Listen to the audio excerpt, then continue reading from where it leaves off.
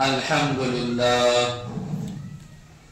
لله نحمده ونستعينه ونستغفره ونؤمن به ونتوكل عليه ونعوذ بالله تعالى من شرور أنفسنا وسيئات أعمالنا من يهده الله فلا مضل له ومن يضلل فلا هادي له ونشهد أن لا إله إلا الله وحده لا شريك له ونشهد أن سيدنا ونبينا ومولانا محمدا عبده ورسوله صلى الله تعالى عليه وعلى آله وأصحابه وبارك وسلم تسليما كثيرا. أما بعد، فأعوذ بالله من الشيطان الرجيم. بسم الله الرحمن الرحيم. إن الله لا يغفر أن يشرك به ويغفر ما دون ذلك لمن يشاء. صدق الله العظيم. میرے دینی ایمانی بھائیوں، کسی بھی چیز کو چلانے کے لیے اس کی ترتیب کو سمجھنا ضروری ہے. جس طرح دنیا کی چیزیں اپنے اصول کے خلاف نہیں کرتی، اسی طرح اللہ تعالی بھی اپنے اصول کے خلاف نہیں کرتا. دنیا کی چھوٹی سے چھوٹی مشین، اس کے بھی کچھ نہ کچھ اصول ہوتے ہیں. آپ ایک موبائل لے کر آئیں یا موٹر سائیکل لائیں یا کوئی بھی سامان لے کر آئیں تو اس کے ساتھ میں ایک ڈائری آتی ہے، اور اس ڈائری کے اندر اس کے اصول و ضوابط لکھے ہوتے ہیں.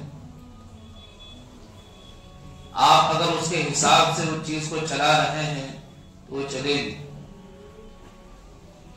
اس کے اصول کے خلاف کرنا ہے تو نہیں چلے گی.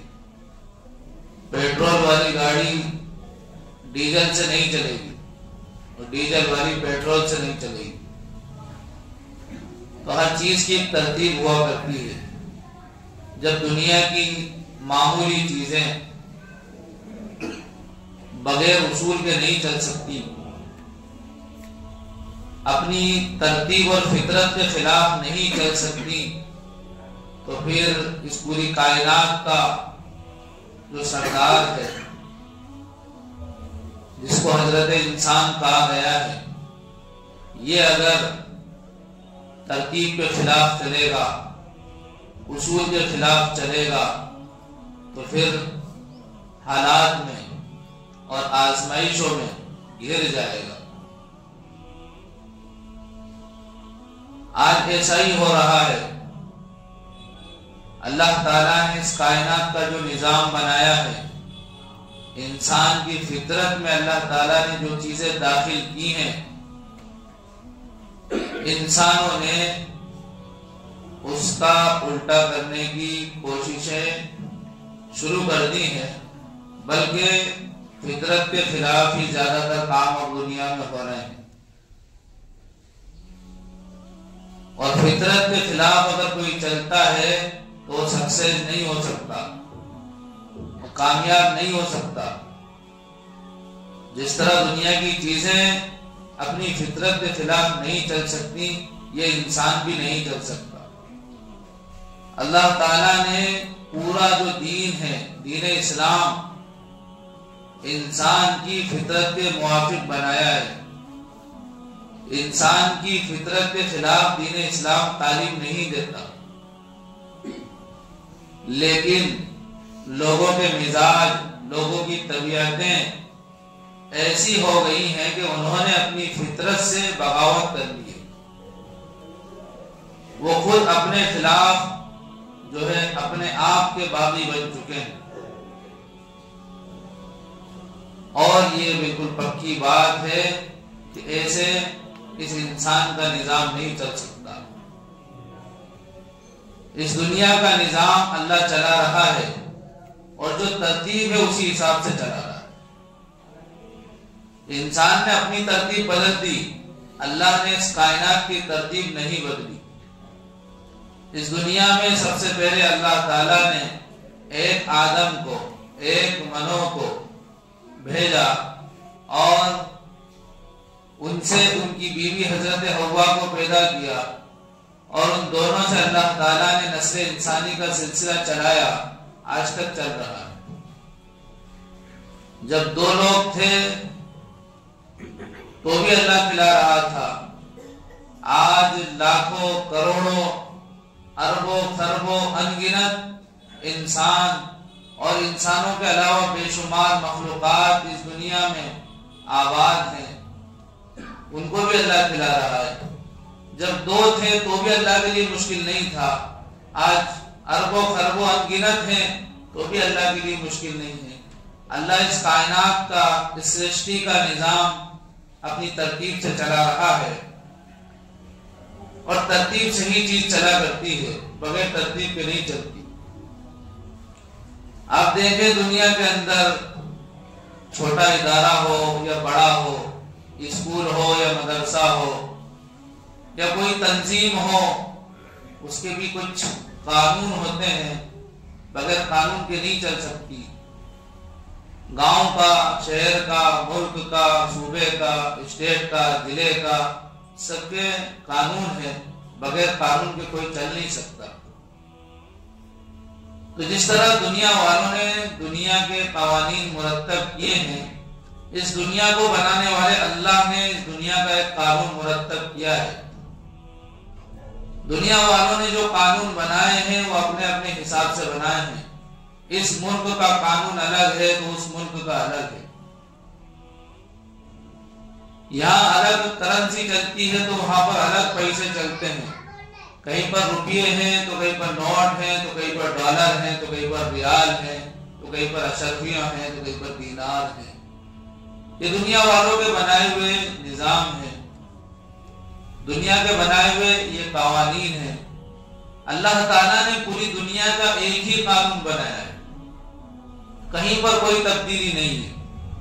دنیا میں پیدا ہونے والا بچہ امریکہ میں پیدا ہو یا بھارت میں پیدا ہو یا دنیا کے کسی ملک میں پیدا ہو، جب وہ پیدا ہوگا تو روئے گا، یہ اس کے آنے کا قانون ہے، اور وہ مرے گا تو بے جان ہو جائے گا، سنے گا نہیں، بولے گا نہیں، حرکت نہیں کر سکتا، اپنا دفاع نہیں کر سکتا، وہ بے جان ہو جائے گا۔ یہی قانون ہے۔ دنیا والوں نے قانون بنا رکھے ہیں، کوئی جلا دیتا ہے تو کوئی دفن کر دیتا ہے، کوئی اسلامی کوئی آسمانی قانون کو مانتا ہے تو کسی نے خود اپنا دنیا کا قانون بنا رکھا ہے۔ بہرحال یہ سمجھنا ہے ہمیں اور آپ کو کہ کائنات جو چل رہی ہے یہ اللہ تعالیٰ کے نظام کے تحت چل رہی ہے، اللہ تعالیٰ کے اصول کے تحت چل رہی ہے۔ انسان نے اپنی فطرت کے اصول چھوڑ دیے، اس لیے انسان پریشانیوں میں پھنسا ہوا ہے، مصیبتوں میں الجھا ہوا ہے، آزمائشوں کا شکار ہے، حوادثات نے اس کو گھیرے ہوئے ہے۔ اور جب انسان اپنی فطرت پر آ جائے گا، دین اسلام پر آ جائے گا، صحیح تعلیمات پر آ جائے گا، تو پھر یہ ان سارے حالات سے نکل جائے گا، اس لیے کہ فطرت کے خلاف کوئی چیز چل نہیں سکتی، اور چلے گی تو پھر حالات میں اور آزمائشوں میں پھنسے گی۔ جیسے جیسے انسان ترقی کر رہے ہیں، حالات بدل رہے ہیں اور چیزیں بدل رہی ہیں اور ان کے اصول بدل رہے ہیں، ان میں ترقیاں ہو رہی ہیں، یہاں تک کہ لوگ زمین کی تہوں کے اندر پہنچ گئے، وہاں پر انہوں نے محلات بنا لیے، سمندروں کی تہ کے اندر پہنچ گئے، وہاں پر انہوں نے بڑے بڑے کارخانے ایجاد کر لیے، آسمانی فضا کے اندر انہوں نے گھر بنا لیے، ستاروں پر کمندیں ڈال دی اور چاند پر انہوں نے سفر کر لیے۔ وہ آئے دن کوئی نہ کوئی نئی چیز معلوم کر لیتے ہیں، تحقیقات کر لیتے ہیں، یہ کسی سے ڈھکی چھپی بات نہیں ہے۔ اللہ تعالیٰ نے انسان کی سرشتے کے اندر، انسان کے اس مادے کے اندر تحقیق اور جستجو کا مادہ رکھا ہوا ہے، لیکن انسان وہی وہاں تک پہنچتا ہے، وہی انسان وہاں تک پہنچتا ہے۔ وہی انسان وہاں تک پہنچتا ہے جس انسان نے اپنے آپ کو اس مشن پہ لگا دیا ہو. اور جو انسان پسماردگی میں پڑا ہوا ہو، سست اور کاہلی کی زندگی بسر کر رہا ہو، تو وہ اپنے آپ کو بھی نہیں پہچان سکتا. ایک واقعہ میں نے اکثر سنایا ہے، اس سے بات واضح ہو جاتی ہے. ایک جگہ ایک حضرت کا بیان ہو رہا تھا قرآن و سنت کی روشنی میں، بڑے دلائل کے ساتھ وہ ایک بات کو سمجھا رہے تھے.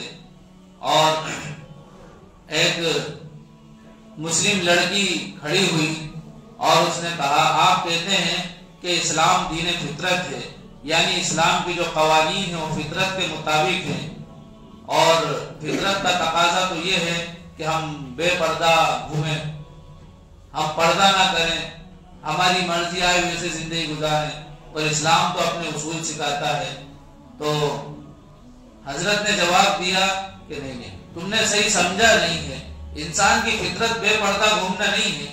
انسان کی فطرت جو چاہے وہ کرنا نہیں ہے، بلکہ تھوڑی دماغ پر جو ہے توجہ دینا پڑے گی اور اس بات کو سمجھنا پڑے گا کہ دیکھو، اگر تم شادی شدہ ہو اور تمہارا شوہر کسی اور عورت کی طرف نظر اٹھا کر دیکھے، کسی اور سے دل لگی کرے، تو کیا تمہیں یہ بات برداشت ہوگی؟ تو اس نے کہا کہ نہیں، یہ بات تو مجھے برداشت نہیں ہو سکتی. تو پھر حضرت نے جواب دیا کہ دیکھو، تم اس چیز کو ناپسند کرتی ہو کہ تمہارا شوہر کسی اور کی طرف نظر اٹھا کر دیکھے. اللہ تعالیٰ نے اسی لیے ایک قانون بنایا ہے کہ دنیا میں سارے مرد اپنی بیویوں کو دیکھیں، کسی اور کی طرف نظر اٹھا کر نہ دیکھیں. تو بتاؤ یہ قانون فطرت کے مطابق ہے یا نہیں ہے؟ تو اس لڑکی نے کان پکڑا کہ بالکل آپ نے صحیح بات کہی ہے، اسلام دین فطرت ہے، اور اس نے جو ہے صحیح زندگی کی شروعات کی. تو دوستو بزرگوں، جتنے بھی قوانین ہیں اسلام کے وہ فطرت کے مطابق ہیں، اور عین فطرت ہے. اسلام عین دین فطرت ہے.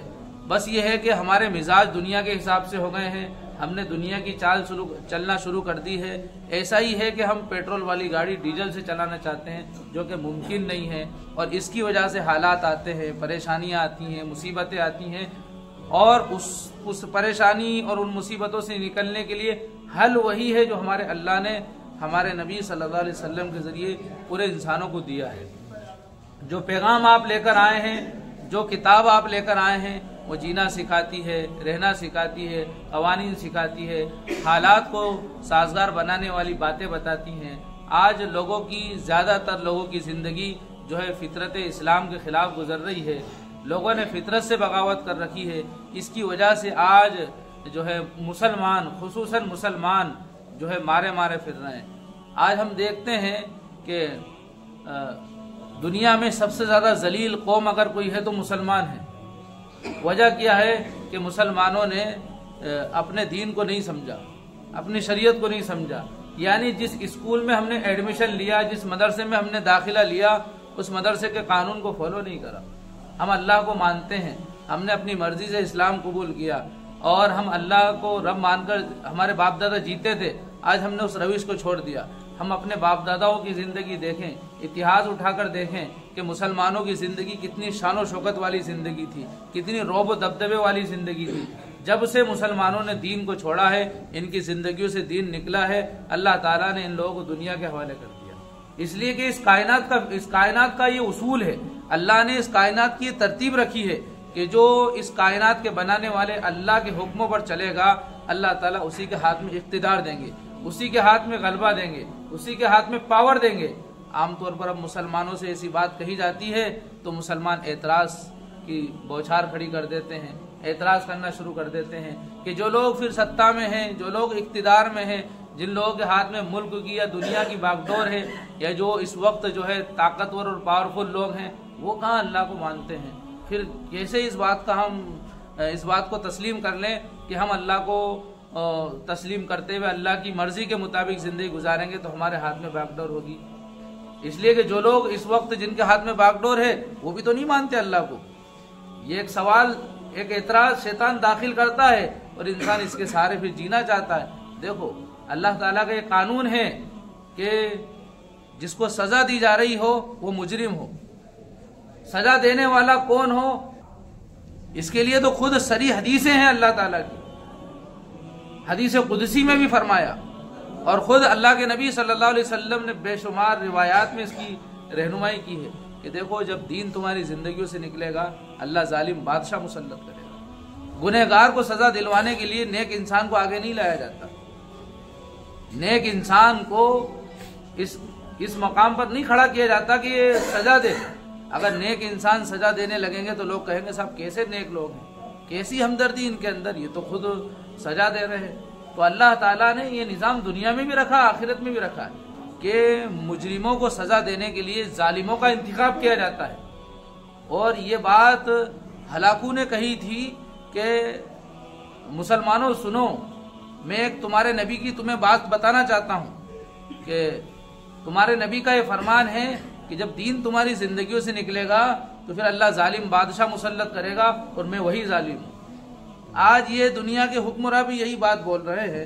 دوستو بزرگوں، میں آپ کو یہ پیغام دینا چاہتا ہوں کہ اگر ہم چاہتے ہیں دنیا میں سرخ روئی اور عزت والی زندگی تو ہم اللہ تعالیٰ کی مرضی کے مطابق زندگی گزاریں۔ اور اللہ کی مرضی کیا ہے کہ اللہ کو رب مان کر زندگی گزاریں۔ 24 گھنٹے میں 5 دفعہ آواز لگائی جاتی ہے اللہ اکبر، نماز کے لیے بلایا جاتا ہے۔ آج مسلمان 90% نماز نہیں پڑھتے۔ آج ہی کی فجر کی نماز کا حال دیکھ لیجئے اور اب جمعے کی نماز کا حال دیکھ لیجئے، کتنا فرق نظر آئے گا کہ فجر کی نماز میں ایک صف بھی مکمل نہیں ہو پاتی اور جمعے میں کتنے لوگ آ جاتے ہیں۔ تو کیا پتا چلا کہ ہم روزانہ اللہ کا رزق کھاتے ہیں، اللہ کی نعمتوں سے فائدہ اٹھاتے ہیں، ہفتے میں ایک دن صرف 2 رکعت نماز پڑھ کر ہم یہ ثابت کرنا چاہتے ہیں کہ ہم اللہ کو مانتے ہیں۔ نہیں، اللہ کو ماننا جب ثابت ہوگا کہ جب ہم اللہ کی مرضی کے مطابق جئیں گے، اللہ کی منشا کے مطابق جئیں گے۔ مرضی سے بڑی چیز ہے منشا کو سمجھنا۔ دوستو بزرگوں، ہم اللہ کی مرضی کے خلاف جی رہے ہیں، اس لیے اللہ تعالیٰ نے ظالموں کا تسلط قائم کر دیا ہے، ظالم مسلط کر دیے ہیں۔ اگر ہم چاہتے ہیں صحیح اطمینان کی زندگی تو اللہ کی مرضی پر آ جائیں، بس اللہ کی مرضی پر آ جائیں گے تو پھر اللہ تعالیٰ پھر سے دیکھو آپ، جو سر کسی کے سامنے نہیں جھکتا ان کے سامنے پوری دنیا جھکتی تھی۔ صحابہ کرام کی زندگیاں اٹھا کر دیکھو آپ، صحابہ کرام کبھی کسی کے آگے جھکتے نہیں تھے، کبھی کسی کے آگے ہاتھ نہیں پھیلاتے تھے، تو اللہ تعالیٰ نے پوری دنیا کو ان کے قدموں میں پٹک رکھا تھا۔ یہاں تک کہ حضرت عبداللہ ابن عمر رضی اللہ تعالیٰ عنہ کا واقعہ ہے کہ جا رہے تھے، سواری پر سوار تھے، کوڑا ہاتھ سے چھوٹا نیچے گر گیا تو خادم اٹھانے کے لیے بڑا کہا تم نے تو، میں اپنا کوڑا خود اٹھاؤں گا اس لیے کہ میرے اندر طاقت ہے کہ میں اپنا کوڑا اٹھا سکتا ہوں۔ پوچھا کہ حضرت اتنی شدت کیوں، میں آپ کا خادم اٹھا کے دے سکتا ہوں؟ کہا کہ نبی نے سوال سے منع کیا، نبی نے سوال سے منع کیا ہے کہ کسی سے سوال کرو، میں سوال کرنا نہیں چاہتا، میں اپنا کام خود کر سکتا ہوں۔ اتنی غیرت تھی اس بات میں کہ وہ نیچے اتر کر کوڑا خود اٹھا سکتے ہیں لیکن سوال نہیں کر سکتے۔ آج مسلمانوں کی زبان پر شکوے شکایت ہیں، سوالات ہیں۔